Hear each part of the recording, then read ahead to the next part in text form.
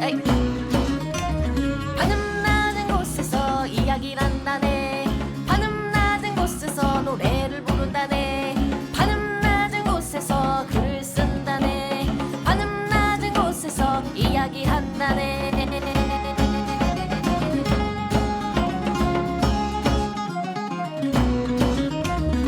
자, 천원돌파 에이플의 제 432화 어제 뭐 봤어 42번째 편 시작하겠습니다. 와. 저는 대중문화 칼럼니스트 강상준입니다. 전드입니다. 오 빠르다. 아유 흘렸어. 그걸 거꾸로 하니까 그거 못 따는 거 이렇게 당겨야지. 거꾸로 하니까 못 따는구나. 이렇게 당겨야지. 정 과장입니다. 더 힘든데요? 그러니까 그렇게 맨날 못 따는 거 아니야. 여봐 못 따잖아. 해냈어. 어? 아, 어쩐지 참. 해냈어. 시작 전에 짤막하게 에이플의 오디오북 다양하게 있습니다. 저희 9종 현재 나왔고요. 뭐 빨간맛 비컬처부터 뭐 위대한 망가 그리고 뭐 아이돌 디 아이돌 등 다양하게 있으니까 이거 뭐 서점뿐만 아니라 그 뭐 스트리밍으로 많이 쓰시는 그 윌라이도 있으니까 편한 데서 귀 독서하시기 바랍니다. 오디언 소리? 뭐 거기도 있고요. 뭐 기타 등등 있습니다. 네. 구입하셔도 되고 대여도 되고 뭐 이런 구독 서비스도 있으니까 뭐 이동하실 때 이럴 때 들으면 아주 좋겠죠.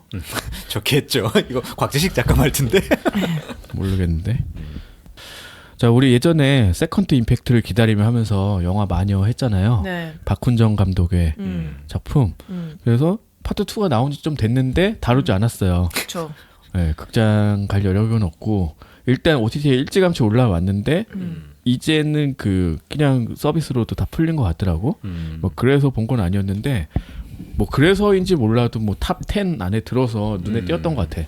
아 맞다, 나 이거 안 봤었지라는 생각이 들어서 봤습니다. 네. 자, 마녀 파트 2 The Other One이라는 제목으로 두 번째 편이 올라왔고 이제 뭐 말했던 대로 이제 3부작이니까 이제 두 번째 편이 되겠죠. 네. 중간 편인데 어떻게 얘기하면 좋을까? 이거 사실 이런 스토리는 1편과 굉장히 차이점이 많이 있는 게 사실 1편의 가장 큰 재기발랄한 점은 반전이었잖아요. 네. 이 앞에 나왔던 모든 것들이 다 기만이었고 계획된 거였다. 그게 되게 중요한 거였는데 그거는 솔직히 말해서 필살기 같은 거라 두 번 써먹을 수는 없겠죠. 그렇죠. 그래서 여기는 굉장히 단순해졌습니다. 일단 기본적으로 E.T.의 서사를 가져가고 있어요. 자, 완전체라는 또 다른 소녀가 등장을 하는데 얘가 뭐 아크 어디 연구소에서 탈출을 해서 어디 흘러 들어가. 박은빈한테 흘러 들어가. 박은빈네. 그러니까 깡패한테 늘 당하고 있는 또 하나 재밌는 서사는 이제 뭐 박훈정 감독이 워낙 조폭물을 많이 찍어서 그런지 몰라도 조폭하면 뭐야? 맨날 그 부동산 재개발 다툼이잖아요. 이제 그거 너 땅 내놔라 나가라 도장만 찍으면 된다. 요거 서사에 이제 얘가 끼어들면서 처음에 이제 깡패들을 뭐 해치우게 되고 뭐 이런 거예요. 근데 완전체라고 했잖아. 장점은 뭐냐면은 장점이자 단점인데 너무나 강력한 소녀가 등장을 했다. 이제는 뭐 다치지도 않고 다쳐도 재생이 너무 빨리 되고 그리고 거의 모든 초능력자 캐릭터들 다 나오는 애들이 전부 다 이제 개조를 한 그런 인간으로 나오는데 그 중에서도 으뜸인 거지. 어쨌든 모두가 너무나 초스피드로 움직인다. 그래서 어떤 느낌이냐? 이거는 드래곤볼 보는 것 같다. 센 사람을 누가 야무치예요? 그러니까 뭐냐면은 드래곤볼에서 많이 나오는 그런 전투 씬 있죠. 너무 빨리 움직여가지고 눈에 안 들어오고 서로 막 소리만 나는 거? 아. 근데 그런 장면들 진짜 많아요. 그러니까 소리만 난다는 건 아니지만 밤에 싸우고 초스피드로 싸우니까 그 초스피드가 단순히 빨리 움직이는 게 아니라 정말로 이제 완전 그런 방식으로 움직이고 그 능력도 이제 차를 던지고 뭐 날아가면 몇 번 튀기고 뭐 이런 정도의 마블 캐릭터를 뛰어넘는 정도의 초능력으로 묘사가 되고 있거든요. 설명대로 화면이 잘 구성되면 재밌을 것 같긴 한데. 그런데 밤에 찍었고 너무 빠르고 해서 사실 눈에 안 들어오는 장면이 너무 많아. 그게 단점이고 그래도 굳이 장점을 얹자면은 너무 센. 그러니까 손오공이 갑자기 초사이아인이 되면은 그동안 짱짱맨인 줄 알았던 프리저가 완전 발리는 장면이 나오잖아요. 네. 약간 그런 장면들이 이제 클라이막스를 이루면서 뭐 거기 정도는 재밌게 볼 수가 있었는데 이런 방식으로 드래곤볼의 잔상이 너무 많다는 거야. 심지어 피콜로가 팔이 떨어지면 어떻게 하죠? 재생하죠. 예, 그런 장면도 나와요. 그러니까 이거 너무 재밌네. 드래곤볼의 오마주인가 하는 느낌이 아니야. 드는 것도 드래곤볼은 네. 모든 컨텐츠에 다 영향을 줬기 때문에 어쩔 수 하긴 없어. 그렇게 생각이 드는데 뭐 박훈정 감독님이 이제야 드래곤볼을 보신 건 아닐까라는 생각이 들 그 정도로 말도 안 되는. 아, 이게 어쨌든 그런데 그런 식으로 너무 그 드래곤볼의 인물들을 현실에 이제 현현한 게 아닌가 싶을 정도의 장면들. 그러니까 이게 너무 비현실적으로 보인다라는 느낌이 좀 강해. 그러니까 프레임이 너무 많이 끊기기도 하고 밤에 찍었는데 눈에 안 들어오는 것도 있고 이게 액션 장면에서 강점이 되진 않아서 그런 점들은 좀 아쉬웠지만 그냥 이런 식으로 구성을 해줘서 그냥 재밌게는 봤다. 배틀물이구나. 네, 정말 배틀물로 끝나요. 근데 진짜 근데 그 정말 재밌게 본 거고 뭐 하지만 어디 추천하고 싶진 않고 지금 뭔 소리야? 얘기하는 이유는 뭐냐면은 이 시리즈가 갖고 있었던 장점이 하나도 안 드러나서 너무 아쉽다는 거지. 그러니까 어떤 서사적인 재미를 하나도 추구하지 않았다는 거야. 그러니까 이 작품을 그러니까 2 나오고 나서 다 대부분 하는 말이 액션이 너무 많은데 액션 보기가 힘들다였어요. 평이. 그러니까 중간중간 뭔가 구현하는 그런 장면이 있어. E.T.의 서사를 가져왔다고 했잖아요. 실제로 이 완전체 소녀 이름이 안 나오는데 얘를 가지고 어느 별에서 왔냐, 니네 별에서 뭐 이런 식의 이제 개그를 치는 거야. 이 박은비 형제 같은 경우는 뭐 그래서 그런 점 빼고는 뭐 서사적으로는 익히 예상할 수 있는 방향으로 흘러가고 뭐 어쨌든 끝나는 거는 그 백총괄이라고 나오는 그 조민수 배우가 연기했던 이 사람도 이제 여러 명으로 나오잖아요. 어쨌든 네. 그런데 뭐 이제 찾아오겠지 뭐 이러면서 끝나는 거야. 1편과의 연결고리는 거의 없나 보네요. 하나 얘기하자면 이제 마지막에 뭐 이런 걸 반전을 하기도 그렇고 다 예고가 되고 알려진 사실이긴 하지만 김다미가 이제 마지막에 다시 등장을 해요. 자윤이라고 했던 그 캐릭터가 1편의 주인공이. 그래서 너는 누구고 어쩌고 하면서 이제 어떻게 가자 뭐 이러면서 끝나는 거야. 어벤져 만들고 끝나는 거네요. 그러니까 이런 식으로 구성을 할 바에야 2부작으로 하면 얼마나 좋았을까라는 생각이 드는 거지. 액션을 줄이고. 하지만 야망이 너무 컸고 그 야망 안에 조폭이 빠지지 않았다는 게 조금 저에게는 재밌는 웃음 포인트네. 포인트 같은 느낌이었고 아. 왜 드래곤볼이 생각나지라고 했는데 실제로 드래곤볼의 어떤 서사라든지 그런 움직임이라든지 아주 소소하게 보면 뭐 피콜로의 팔 재생이라든지 뭐 약간 원기옥이라든지 뭐 이런 거 있잖아. 그러니까 원격도 나와요? 아 원기옥은 안 나오지만 비슷한 어떤 그런 뉘앙스의 뭔가는 보여. 어. 그리고 얘네들 다 센 애들인데 근데 얘 완전체는 별로 안 보여주다가 정말 상대가 안 돼 압도적인 어떤 초능력자가 나왔을 때 할 수 있는 그런 어떤 액션을 보기에는 좀 재밌다. 그 외에는 잘 모르겠다. 그래. 그렇게 배틀 액션물이라고 하고 보면 볼만하다. 네, 그런 오락 영화였어요. 뭐 그래서 보면 됐지 뭐. 사실상 세컨드 임팩트는 아니었다라는 게 결론이죠. 그래서 아. 우리는 방송을 못 한다. 다음에는 아바타 2를 보고 얘기를 해주시면 되겠네. 허허. 아바타 2? 응. 다음에 얘기할게요. 안 봤으니까. 네. 네. 자, 킬링 타임 무비 하면 하니까 저도 또 생각나는 게 있는데 더 벙커. 이거 원제는 더 레어예요. 너무 달라진 거 아니에요? 너도 깜짝 놀랐어. 뭐야? 더 벙커 하니까 그 하정우 나온 그 영화가 자꾸 나오는 거야. 맞아. 그 무슨 PMC 그 용병. 아. 나는 그걸 찾는 게 아니라 그게 자꾸 나서 좀 짜증 났었는데. 더 레어라고 하면 사실은 둥지. 맞아요. 이게 정확한 의미죠. 그래서 이게 감독이 누구냐? 깜짝 놀랐습니다. 니엘 마샬 감독. 왜? 왜 놀라죠? 디센트로 굉장히 유명한 감독이잖아요. 근데 아니, 그러니까 왜 놀랐냐고. 너무 영화가 그 사람 같지가 않았어. 너무 별로라서. 좋은 영화 보고 안 다닐래? 좋은 영화 좀 보고 다니라고. 아니 너무 이게 싼마이 영화라서 나중에 감독 이름 보고 깜짝 놀랐어. 아니 근데 심지어 네이버 시리즈온 단품으로 1,890원씩이나 내고 봤어요? 네. 왜냐면 나 그 감독 좋아하거든. 근데 뭐예요 내용이? 그래 이 감독이 근데 옛날에 유명하지 않아요. 그 도구 솔저스라고 하는 그 B급 영화를 만든 적이 있었어요. 그 늑대 인간 나오는 건데 너무 그거랑 비슷한 스토리라서 재밌게 봤어요. 이것도 늑대 인간이 나와요 그러면? 아니 그러니까 구성이 비슷하다 이거지. 구성이 뭐냐면은 그냥 크리처랑 군대가 싸우는 거야. 그냥 크리처가 어디서 튀어나왔느냐 뻔하지. 외계. 어떤 군대가 실험을 잘못해서 튀어나온 거지. 또 그게 더 레어구나. 예. 근데 이제 물론 이제 도구 수준 되게 단순화된 거였고 이거는 좀 더 그래도 돈을 들인 티가 나더라고. 그래서 보면은 줄거리는 그 줄거리 필요 없어. 어떤 크리처가 나와요? 이빨이 굉장히 사람 형태인데 여기 굉장히 날카로운 여기가 뭐야? 그렇게 얘기하면 안 되지. 여기 있잖아. 이거 안 보여요? 안 보여? 손? 손에 어. 굉장히 날카로운 뭐 손톱 같은 거 있고 되게 완력이 좋고 금방 재생되고 밤눈이 밝은. 울버린이네. 그렇지. 근데 하면서 다니는 애들. 말은 못한다. 걔가 하나밖에 안 나와요? 레어잖아. 다수가 나옵니다. 그러니까. 아. 걔네랑 싸우는 얘기겠네. 그렇지. 그게 심플해. 근데 이 구성이 옛날에 도구소리랑 거의 똑같은 구성이거든. 이제 주인공이 착한 군인이고 나쁜 군인도 좀 섞여 있고 얘네들이 다 합심해가지고 맞싸우고. 아마존에 있었던 그 미래와의 전쟁 그거보다 더 유치해요? 아 유치할 수는 있는데 그거보다 훨씬 재밌어 이게. 아 그래? 예. 왜냐하면은 이제 재밌다는 거야? 재밌다 정말 재밌게 봤다니까 킬링 타임으로. 그러니까 뭐 그렇게 작품성을 기대하고 본 건 아니었기 때문에 그냥 자세한 설명은 생략한다 이런 수준으로 보면 재밌다는 거예요? 그러니까 뭐 예, 영국 소속 비행사가 그냥 아프가니스탄 지역에 추락을 해요. 그래서 반군한테 쫓기다가 우연히 그 벙커를 발견하게 되는 거지. 나 이거 출비에서 본 것 같은데. 나 그랬나 보다. 나 그래서 관심 생겼나 보다. 그래서 엎치락 뒤치락 하다가 무슨 철문 뚫고 들어가서 막 지하로 막 들어가 보니까 무슨 실험실 같은 데 있는데 거기에 얘네 총질을 하다가 실수로 뭐 하는 유리를 깬 거지. 꼭 깨. 근데 그 안에 시체 같은 게 나온 거야. 검티티한 거. 근데 걔가 또 이제 재생하고 그렇지. 뭐 예를 그런 들어 거지. 반군이 불쌍하다고 이불 같은 거 덮어줘서 딴 데 보고 있는데 그게 우와 일어나가지고 거기 이제 다 죽고 얘 주인공만 살아가지고 막 도망치다가 우연히 그 근처 아프가니스탄이니까 미군 기지가 있는 거지. 그걸로 기어 들어가. 그래서 이런 게 있다 했는데 걔네들이 안 믿어.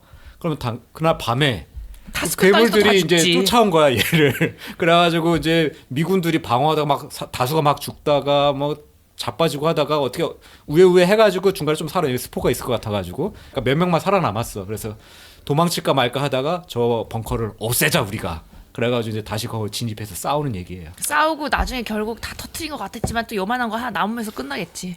아 그런 건 없어. 이 사람이 그런 씨앗 같은 거 남기는 사람은 아니더라고. 아 그래요? 다 폭발했어? 그리고 이제 자기도 알았나 보다. 속편을 못 속편을 만들 거를.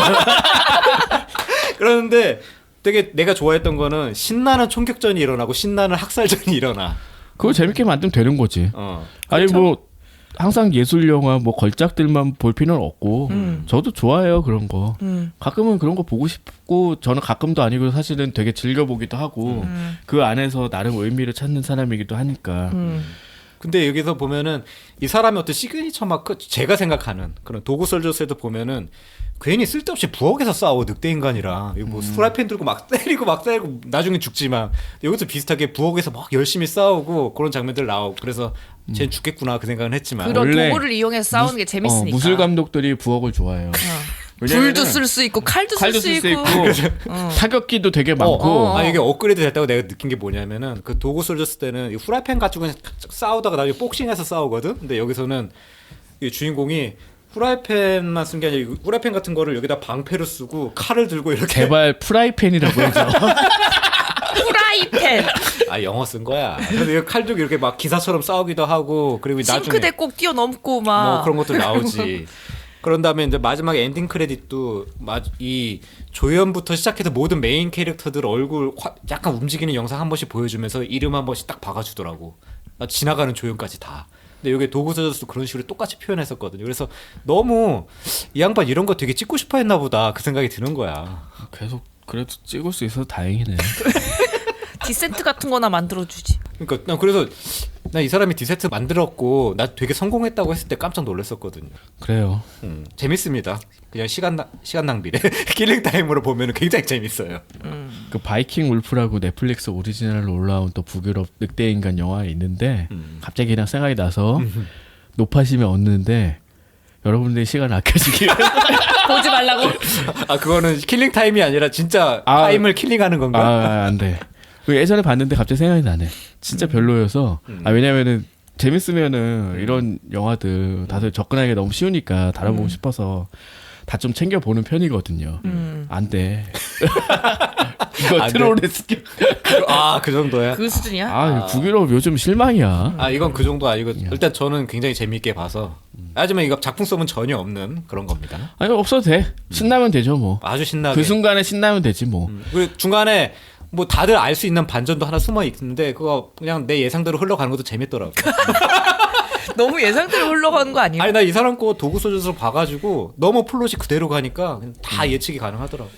자, 저는 요번에 그 저번 시간에 했던 작품이 재밌어가지고 무슨 작품이었냐? 그 아이의 노랫소리를 들려줘. 그 작품이 재밌어가지고 그 감독의 다른 작품이 뭐가 있나 찾아봤다가 거꾸로 된 파테마라는 작품을 봤어요. 저도 궁금하긴 했었어요. 근데 뭐 AI랑 전혀 관련된 얘기는 아니고 이거는 말 그대로 이제 중력이 반대로 된 사람들이 만나서 일어나는 일이거든요. 비슷한 영화가 있었던 것 같기도 하고. 아니 저는 처음 봤어요. 설정이 설정이 너무 아니, 독특해가지고 그러니까 포스터만 이랬었나? 아무튼 뭐 아니 서로 그래서 이제 거꾸로 껴안고 있는 뭐 그 포스터 되게 유명하기도 하고 사실 볼 사람은 다 본 애니긴 하지. 아 그래? 아, 저는 이게? 전혀 몰랐어. 네, 우리는 뭐야? 난 몰랐어. 우린 볼 사람이 아니었나? 나는 봤다 예전에 그러니까 이미 첫 봤다. 시작은 이제 파테마라는 애가 지하에서 살고 있거든요. 거기 막 촌을 이루고 살아서 이제 얘가 촌장의 딸이야. 근데 딱 느낌은 뭐냐면 약간 나우시카 느낌이야. 약간 아 무조건 촌장의 딸이면 나오시합니까? 아니 그거 뭐 야. 날틀 좀 잘 타고. 아니 거긴 날틀은 아니지. 근데 뭔가 이렇게 다람쥐처럼 잘 다니고 막 가지 말라는데 꼭 가고 막 애들이랑 막 뭔가 교신할 것 같고 동식물이랑. 막 그런데 이제 그러다가 바깥 세상에서 이제 그 남자애 나랑 정력 방향이 반대로 된 애를 다시 정력 나- 방향은 안 돼. 정력 방향은 우리를 살 수 있다. 아, 중력 방향이 반대로 된 남자아이를 하나 만나게 돼요. 진짜 얘네가 둘이 이렇게 붙잡으면 공중부양이 되는 거야. 그래서 계속 막 날아다녀요, 거의 그냥. 그리고 그 남자애가 사는 세상이 이제 우리가 생각하는 그런 세상하고 비슷한데 여기도 약간 독재자가 있어가지고 그 사람이 이게 지배하는 세상이고 이 사람이 거꾸로 된 이 종족? 이 사람들 되게 싫어해. 왜? 그거 이제 그게 밝혀지는 거예요. 아, 점점 그게 진행이 반전인가? 되는 거죠. 아니 나름의 네. 스토리인가? 아 네. 그러고 보니까 생각이 나긴 했다. 뭐가요? 진짜 이런 영화 있었어. 있었어요? 있었던 것 같아. 클라우드 아트 아니 그거 아 아니야. 딴 아니야 그건 아니고. 아니 뭐 근데 흥행은 못 해가지고 그냥 쓱 지나갔던 것 같긴 어쨌든 해요. 그 뭐지 무슨 셋셋 아니 그렇게 얘기하면 어떻게 알아? 셋셋 어떻게 찾지? 셋셋을 어떻게 찾죠? 찾고 계시고 그래가지고 한 번 이제 그 파테마가 이제 잡혀요. 붙잡혀가지고 얘한테는 이제 중력이 반대니까 완전 그 건물의 위에 가면은 날아가 버리잖아요. 아, 그게 무서운 그러네. 거잖아요. 거기다 애를 가둬놓고서는 하는데 걔를 구출해서 둘이서 붙잡고 날아가서 진짜 와 하늘 속 구름 속을 막 날아다니고 되게 특이한데? 업사이드 다운. 아, 그게 진짜 있어요? 그런 거 있었나 보다. 그래가면서 이제 이 세상이 어떻게 만들어지게 되었고 왜 중력 방향이 다른 존재들이 생겨나게 됐고가 이제 후반부에 밝혀지는데 상상력 자체가 너무 독특하잖아요. 근데 이게 감독이 옛날에 그 2부의 시간 때도 그랬지만 뭐 저예산이라 그런지 모르지만 굉장히 정적이고 조금 그림이 단촐하잖아요. 네. 근데 그렇진 여기는 않은 것 아니 같아. 여긴 되게 그 미야자키 하야오 같은 느낌의 아. 되게 자연을 예쁘게 묘사해서 그래요? 그림이 정말 예뻐요. 돈 좀 들였구나. 그래서 그런 재미로 보기에는 약간 그 설정을 좀 생각해보면 이게 좀 말이 돼 이런 부분이 나오긴 하는데 그래도 둘이서 그렇게 날아다니는 그 모습이 너무 인상적이어가지고. 약간 동화 같은 느낌이라고 네 맞아요. 해야 되나? 지금은 되게 보기 편해진 것 같아.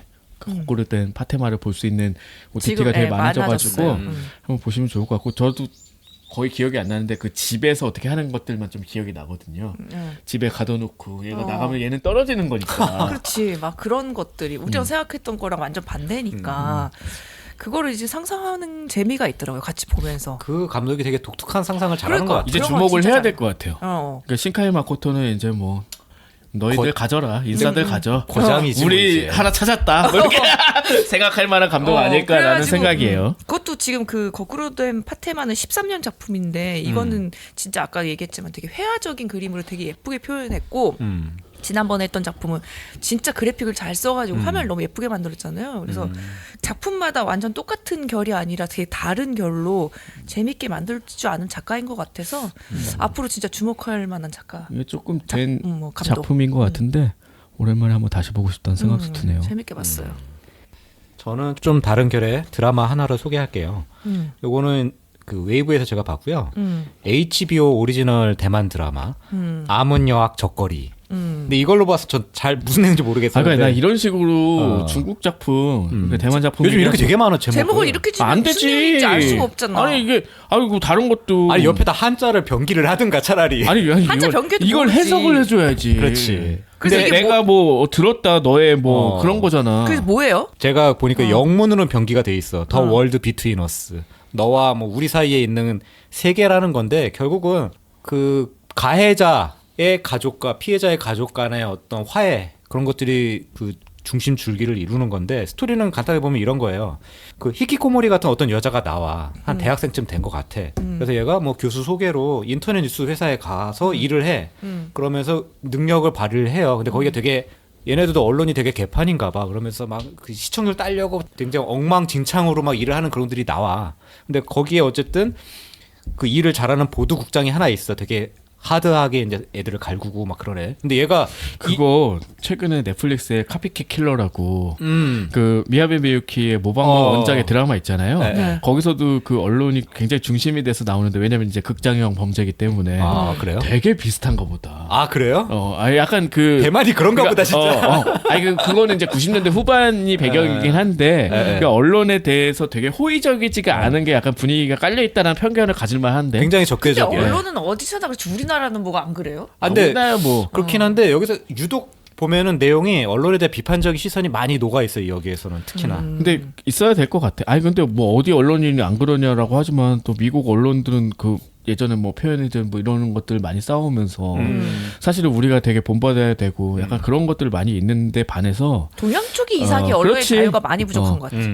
좀 다른 얘기긴 한데 어제 무슨 예능 보다가 이런 거 있잖아 뭐 토마토 뭐 이렇게 하는 거 그래서 이제 기하니까 기러기 해야 되는데 기레기 맞다 내가 실수했다고 막 이러는데 어디서 한 거야 그거? 좀 너무하잖아. 일부러 한 거네 일부러 한 거. 아무튼 뭐 그런 게 네. 그런데 여기서 보면은 그런 장면들이 나와요. 뭐 여기 보면 영업부가 있잖아. 언론사에도. 그 영업부가 이제 광고를 밀어넣을 수 있으니까 시청률 좋은 그런 아이템을 많이 했으면 좋겠다 뭐 이런 식으로 어필을 하고 보도국장도 많이 그런 거에 따라가는 그런 장면도 나오긴 하는데 어쨌든 그거는 나중에 부차적인 에피소드고 보면은 이 보도국장이 2년 전에는 굉장히 부하들한테 좀 너그럽기도 하고 객관적인 시선으로 뉴스를 이제 관리하려고 했었대. 근데 2년 전에 갑자기 사람이 돌변했대. 그게 왜냐?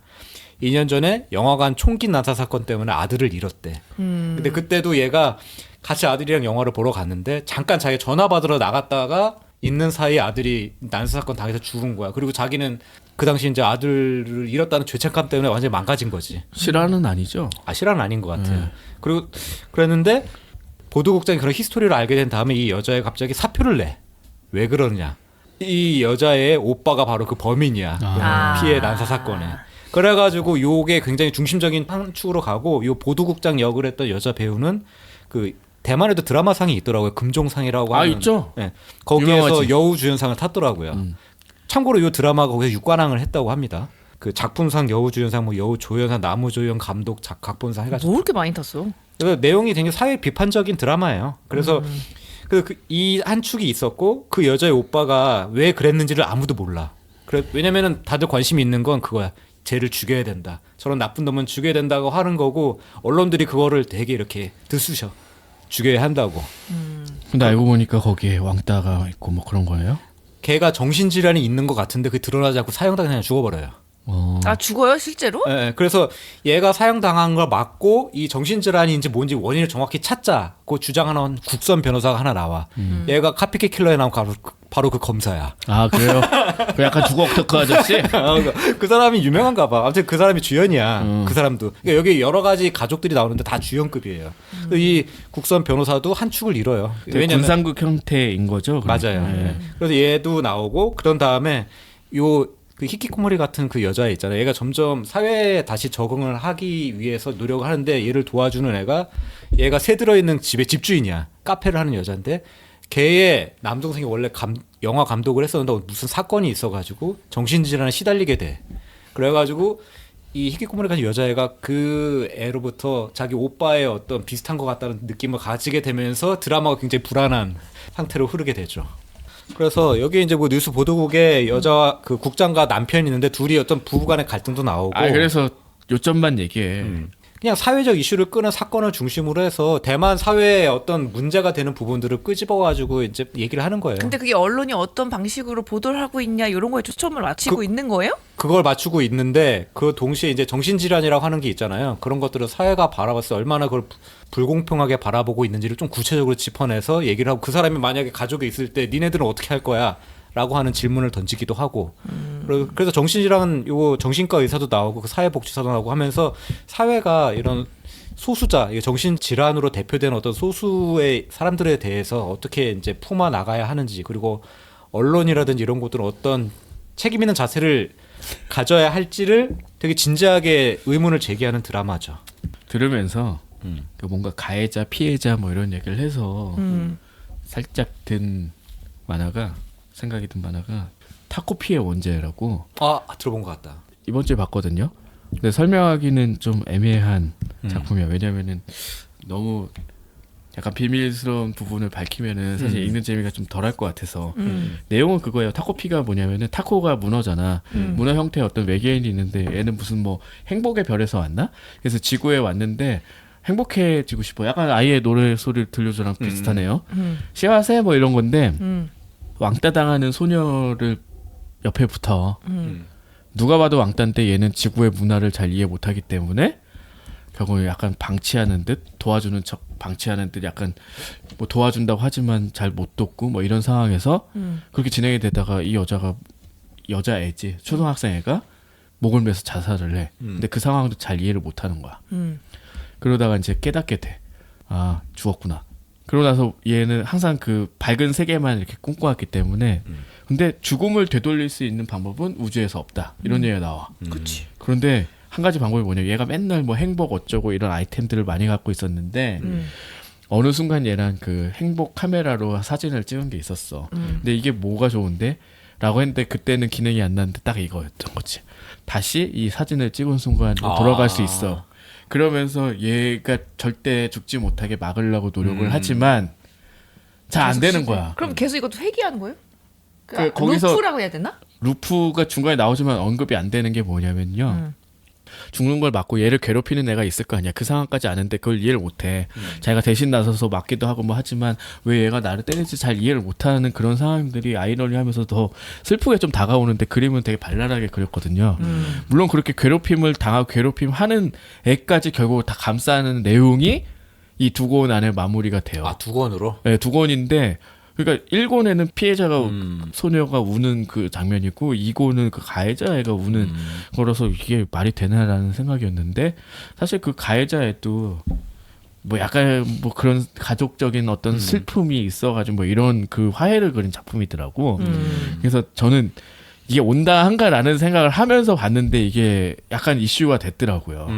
어쨌든 갑자기 이제 그런 생각이 나는 거야. 굉장히 이거를 그러니까 정말 아무것도 모르는 사람이 외부에서 본다면은 가해자든 피해자든 그거를 모르는 거지. 근데 어쨌든 행복하게 해줘야 돼. 라고 생각을 하면 이런 식의 결론도 낼 수 있구나. 근데 그걸 나름대로 감동적으로 봤다는 사람들도 되게 많더라고요. 근데 일단 한 번 더 읽어보고 좀 생각해볼 심산이긴 하지만 어쨌든 그 둘의 화해를 그린 게 내용적으로는 마지막에 결론이거든요. 가해자 피해자의. 여기서도 화해를 네, 하네. 그래서 갑자기 생각이 난 거야. 그런 얘기인 것 같아서. 그렇죠. 어쨌든 굉장히 심각한 이야기이기 때문에 이거는 이제 18호 구성이 돼가지고 어느 정도 그거를 많이 촘촘하게 채워 나갔을 것 같다는 생각이 들고 물론 이 타코피의 원제 같은 경우도 무한한 루프와 생각해보면 그 앞선 루프도 있었고 앞선 회기도 있어가지고 결국은 이제 그걸 완성해 나간다는 점에서도 한번 맞닿아서 읽어보셔도 좋을 것 같다는 그러네요. 생각에 한번 얹어보고 싶었습니다. 둘 다 맞닿아 있네. 그럼 그 얘기 하니까 저도 그 비슷한 주제 비슷하다고 할 수 있겠나? 그런 작품 소설을 하나 읽었는데 9번째 18살을 맞이하는 너와라는 작품이에요. 이거 회개하는 거 이런 건 아니에요. 루프물도 아니고 뭐냐면은 지금 주인공 남자는 29살인가 그래요. 직장인이야. 그 종이 회사인가? 그런데 인쇄 회사의 영업사원이거든요. 근데 어느 날 출근길에 전철 승강장 반대편에 그 고등학생 때 되게 짝사랑했던 여자애가 교복 입고 그대로 그 얼굴 그대로 서 있는 거야. 코스프레가 아니고? 응. 늙지도 않고 그때 그 모습 그대로 서 있는 거예요. 그래서 너무 이상하잖아요. 약간 오싹한데? 네, 그래가지고 이제 걔를 만나가지고 물어보는데 너는 왜 아직도 고등학생이야? 근데 어쩌다 보니 아직도 이러고 살고 있어. 라고 해서 얘가 도대체 왜 이렇게 됐는지 왜 고등학생이 머물러 있는지를 이제 주변 인물을 찾아가면서 해결해 나가는 그런 스토리거든요. 뭐 사건을 당했나? 그러니까 그 사건이 무엇이었는지 얘는 도대체 뭐 때문에 이렇게 됐는지를 이제 추격해 나가는. 이 작품은 우리가 지난주에 여행을 같이 갔다 왔기 때문에 이 책을 내가 먼저 읽었죠. 네. 여행 가서 책을 3권을 봤어. 아무튼 스키가 로퍼까지 나한테 읽혀가지고 내가 그 5권까지인가 봤잖아. 더 읽어요. 그러니까 나는 뭐 가서 책 읽는 사람이야? 아무튼 이 작품은 처음에는 되게 영화 러브레터를 떠올리게 만들더라고요. 러브레터도 생각을 해보면은 죽은 남자친구한테 편지가 오는 기이한 어떤 현상에서 시작을 하는 거잖아요. 근데 어쨌든 해결이 되잖아. 그럴 리가 없다라는 생각에서. 근데 이 작품의 이거는 은유가 아닙니다. 나는 나이를 먹지 않기로 결정했어. 라고 해서 나이를 안 먹고 같은 학교를 계속 3학년을 계속 다니고 있는 거야. 판타지구나 약간. 약간의 판타지가 더해졌지만 네. 다른 사람들이 이상하게 생각하지 않는 그런 식의 얘기 있지. 뭐 탱고가 살고 있는 뭐 마을 뭐 이런 거 있잖아. 그런 방식으로. 근데 주인공만 이상하게 생각을 하는 거죠. 다른 사람들 다 이상하게 생각 안 해. 그러다가 왜 다른 사람 이상하게 생각 안 하지 또 나중에 밝혀지기도 하고 결국은 그 미스터리를 밝혀나가는 왜 졸업을 하지 못하고 나이를 못 먹게 됐는지 뭐 그런 미스터리로 굉장히 독특한 상상력인데 이거 전드가 지난번에 어제 먹어서 41번째에 소개했던 내 것이 아닌 잘못 그 작가예요. 작가. 근데 완전 아사쿠라 아키나리. 다른 느낌의 또 소설을 만들고 있더라고요. 재밌네요. 네. 근데 설정은 재밌었고 그렇긴 한데 저는 이제 약간 아련한 느낌의 그런 러브레터를 연상을 했다고 했잖아요. 그래서 뭐 그런 뭐 아오겐기 데스까 하면서 뭐 이런 줄 알았는데 정말 완벽하게 수수께끼를 해결하고 끝나더라고요. 그러니까요. 미스터리예요.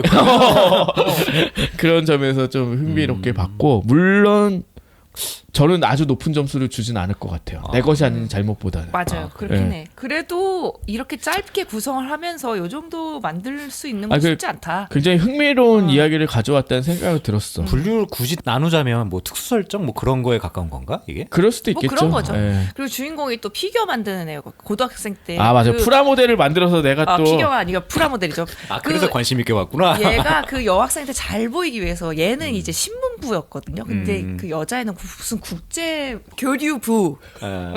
뭐 해외 많이 나가나 보지. 뭐 하여튼 아니야, 근데 아니야. 그러니까 둘이 별로 마주칠 기회가 없는데 혹시나 얘가 뭐 동아리방에 찾아왔을 때 내가 이렇게 뭐 피규어 그 프라모델 만들고 있는 모습을 되게 보여주고 싶다 이런 열망으로 시작해가지고 걔는 그거 막 30개인가 막 50개인가를 거기 막 전시하고 뭐 그런 얘기도 막 나오고 본인만 그렇게 뭔가 보여주면 임팩트 있을 거라고 생각하는 거 아니요?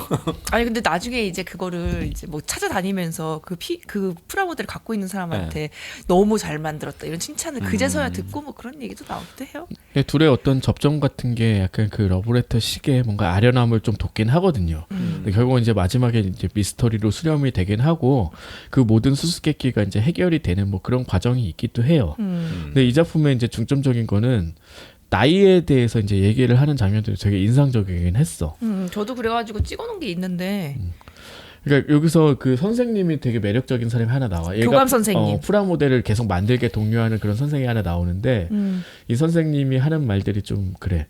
하여간 나이는 그 사람의 성격, 능력, 본질보다 훨씬 앞자리를 차지하는 얄미운 놈이야. 무슨 일을 하건 나이가 제일 먼저 결정권을 잡거든. 나도 그놈이 좋지는 않아. 아무튼 뭐 이런 얘기가 나와. 전 또 이 문구가 있었는데 이거는 그 뭐 이런 얘기를 해요 거기서 다른 사람이 얘기하는 건데 이건 그 교감 선생님이 얘기하는 건 아니고 그러니까 뭐 무슨 이렇게 선배들이 막 뭘 물어보자 너 그 사람에 대해서 알아 우리가 뭐 예전에 뭐 알던 뭐 가수 같은 거를 물어보면은 그 가수가 아니야 자체를 중요한 게 아니라 넌 그 시절을 살았 일에 대해서 궁금하다. 그러니까 근데 그럼 나는 뭐 너 서태지 알아? 뭐 이런 거지. 근데 서태지를 알아요. 나는 근데 그 뒤에 들었어요가 의미가 없다는 거죠. 그래서 그때가 좋았지 아마 너희는 절대 모를 거다. 그 말대로다. 이 세상에서 사라진 것은 내 가슴 속에서만 숨쉬기에 비로소 의미가 있다. 누구에게나 추억을 늘어놓을 기회가 필요하다. 추억은 맛이 옅어지지 않는 껌이다.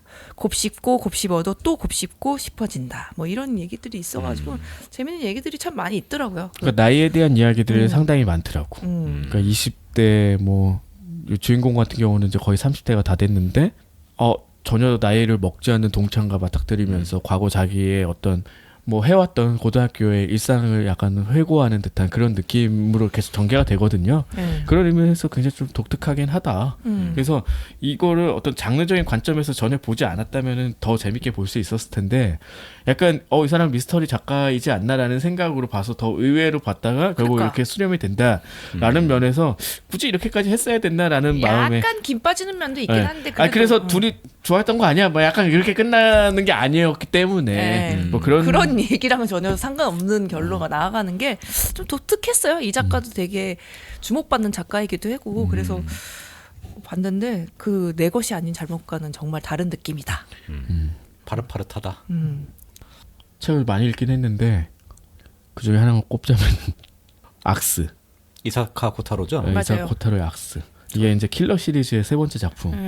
그 최근에 그 있었죠, 블레이드 트레인이라고 브래드 피트가 주연했던 헐리우드 영화. 네. 그게 아마 마리아 비트 원작이고, 사실은 킬러 시리즈라고 하면 그레스오퍼, 마리아 비트, 그다음에 악스거든요. 근데 악스를 이번에 봤어요.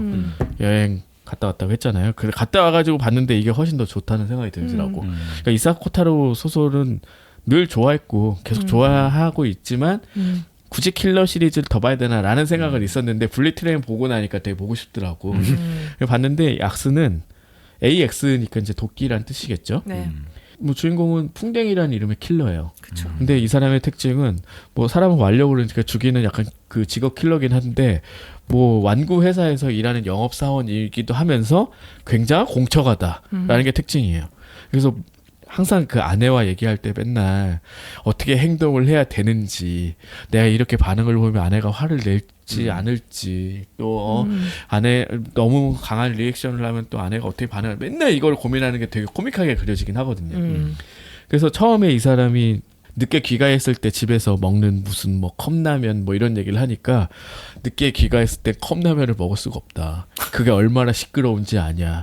뜯는 소리에 물 따르는 소리, 끓는 소리 이런 거 생각을 해보라고. 그래서 뭘 먹냐? 생라면 먹나? 아니 뭐였죠? 어묵 소시지를 먹는다. 아. 이거는 유통기한도 길고 소리도 안 나고 영양가도 있고, 그래서 그를 되게 어이없게 진지하게 하는 거야. 그래서 이미 블레이드 트레인 영화 보셨으면 거기 나왔을 그런 킬러들도 나오고 하는데, 얘네들이 되게 비아냥되는 게 나와. 그렇게 어이없는 얘기를 진지하게 하는 걸 처음 봤다고. 근데 중요한 건 뭐냐면 이 사람이 왜 이렇게 아내한테 이렇게 벌벌 기나. 근데 그 코믹하게 그려지면서도 가족을 너무 사랑하는 게 그려지긴 하거든요. 그러면서 계속 자기는 손을 떼려고 하는 거야. 그런데 킬러에서? 예, 그런데 손을 못 떼고 뭐 이러면서 이어지다가 나중에 이제 어떻게 이 일에서 손을 떼게 되고, 뭐 그런 게 이제 가족한테 알려지는 게 굉장히 감동적으로 그려지는 이런 킬러 시리즈로 완성이 되더라고요. 그래서 그 악스라는, 정확히는 X가 맞지 않을까? 아무튼 악스라는. 근데 X라는 또 다른 소설이 국내 또 출간이 됐어요. 아니 근데 그건 AX2인가 그럴 텐데 이건 AX이기 때문에. 아, 또 그렇네요. 나는 이거를 사실 옛날에 읽긴 했거든요. 저도 읽었어요. 근데 들으면서 기억이 하나도 안 저도 나는 기억이 안 거야. 나. 너무 오래전에 그런 봐가지고. 내용이었나? 하고. 거기서 이제 도끼가 정확히 언급되는 건 딱 그거밖에 없는 것 같아. 당랑지부라는 말 있죠. 이제 그 사마귀가 들고 있는 사마귀의 발을 이제 도끼로 묘사를 해가지고, 사실 어떤 필부에 뭐 만영이라든지 뭐 어차피 안 된다 뭐 이런 건데, 거기에 이제 맞서는 그런 이야기. 그런 거 이사 코타로가 늘 좋아하는, 좋아하는 그런 이야기였는데, 그 공처가라든지 어떻게 보면 자기가 정말 평범한 사람, 친구도 만들고 가족들, 아들이 있는데 얘한테 되게 잘해주고 싶기도 하고, 늘 그렇게 벌벌기는 아내를 너무 사랑해서 뭐 하고 그런 것들이 이제 약간 와해되고, 그런 과정들을 자기가 만회하기 위해서 노력하는 그런 것들, 그런 게 굉장히 좀 코믹하면서도 재밌게 그려지고, 그리고 항상 요즘에 뭐 길복승 같은 그러니까. 그런 영화에서도 그런 거잖아요. 이런 장르들이 킬러이긴 하지만 생활인이다. 이런 어떤 갭에서 나오는 뭐 그런 재미들을 다루고 있는데, 여기서는 그 갭 자체를 굉장한 큰 고민으로 만들어서 이야기를 풀고 나가고, 결국 마지막에 항상 이제 퍼즐을 흩어놓다가 맞추는 그런 재주가 있는 작가이기 때문에 뭐 이런 것들을 수렴을 해서 만들어내는 감동이 의외로 전혀 기대하지 않았는데 또 새삼 또 큰 감동으로 다가오더라고요. 그러네. 저도 몇 년 전에 되게 재밌게 봤던 기억만 있지 내용은 사실 기억이 안 나서. 이 내용과는 관계없지만 이 이사카 코타로가 건강하게 오래오래 작업 좀 했으면 좋겠다. 그리고 장편 빨리빨리 젊어요 나왔으면 아직. 좋겠다. 아니, 그러니까 그러니까. 그래도 건강하게. 아직 많이 낼 거예요. 그리고 장편 빨리빨리 이렇게 단편집 모아서 낸 게 요즘 많이 나오더라고. 그래서 그거보단 장편을 더 좋아해서. 이 양반은 뭐 한꺼번에 뭐 두세 편도 같이 쓰기 때문에 그런 작품들 뭐 금방 낼 수 있을 것 같고, 약간 매너리즘이라고 느낄 쯤에 이런 것들은 되게 약간 소품처럼 썼더라고요 보니까. 근데 이런 게 되게 재밌어. 개그로 흘러가는 거 아니야? 근데 진짜 한 5-6편의 그 에피소드로 구성이 됐는데, 앞에는 거의 다 그냥 개그같이 보여요. 근데 그런 것들도 이제 다 굉장히 큰 퍼즐이었다. 그러니까 뭐 그게 그런 재밌죠. 거에서 이제 얻는 그런 큰 재미가 있는 작가죠. 자, 오늘 어제 뭐 봤어? 일단 영화 마녀 파트 2 The Other One, 그리고 더 벙커, 그리고 애니메이션 거꾸로 된 파테마, 거기다 HBO 오리지널 데드 아몬여 악적거리, 거기에 얹어서 타코피의 원제와 원제. 소설 9번째 18살을 맞이하는 너와 플러스 악스까지 얘기해봤습니다. 아우 많이 얘기했네. 너무 많이 얘기했다. 목 그러니까. 아프다. 너무 아픕니다. 자, 뭐 이렇게 또 본 얘기 많이 해봤는데 우리 저기 아랑이 없으니까 요즘에 웹소설 같은 거를 좀 못 다루고 있긴 아니 그 한데. 무게감도 좀 떨어진 것 같아 우리가 지금. 무게감은 많이 떨어졌지. 그래 뭐 아니 그게 물리적인 무게감? 사전적인 의미가 아니라고. 하여튼 그렇습니다. 네. 자, 계속해서 에이플렛은 갑니다. 어디로 가는 거야? 어디로? 안 되겠다. 우리 말이 대화가 산으로 간다. 자, 이제 끝내봅시다. 배고프니까 끝냅시다. A보다 반은 낮은 곳에 숨어 있는 대중문화의 모든 것. 천원 돌파. 에이플렛! 플랫! 뭐야? 누가 늦었어?